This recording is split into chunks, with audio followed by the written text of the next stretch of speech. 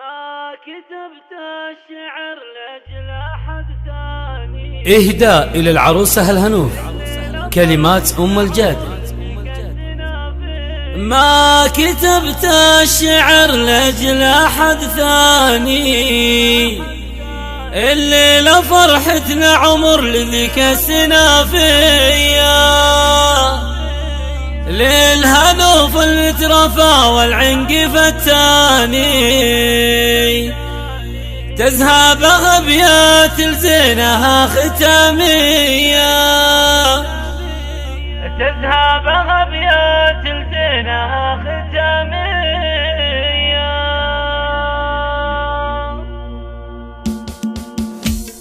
ما كتبت الشعر لأجل أحد ثاني، الليلة فرحتنا عمر ذيك السنة فيا، لا الهنوف المترفى والعنق فتاني، تذهب أبيات لزينها ختامية.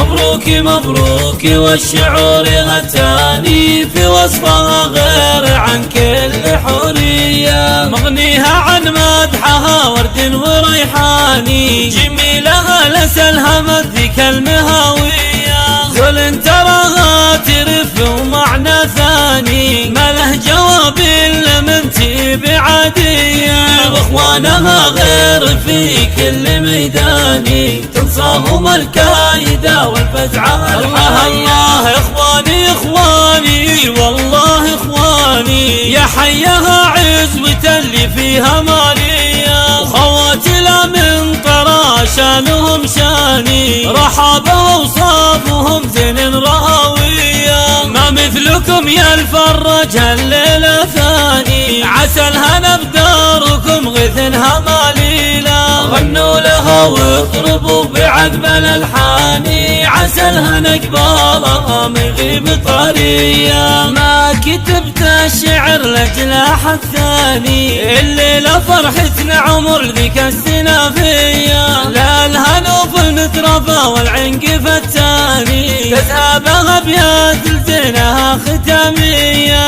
مبروك مبروك والشعور غتاني، في وصفها غير عن كل حورية، مغنيها عن مدحها ورد وريحاني، جميلها لسلها ذيك المهاوية، زول تراها ترف ومعنى ثاني، ما له جواب إلا من تيب عادية، واخوانها غير في كل ميداني، تنصاهم الكايدة والفزعة الله. اخواني اخواني والله اخواني، يا حيها عزوة اللي فيها مالية، وخواتي لا من طرا شانهم شاني، رحابة وصافهم زين رهوية، ما مثلكم يا الفرج هالليلة ثاني، عسى الهنا بداركم غثنها ماليلة، غنوا لها واضربوا بعذب الألحاني، عسى الهنا قبالها ما يغيب طرية.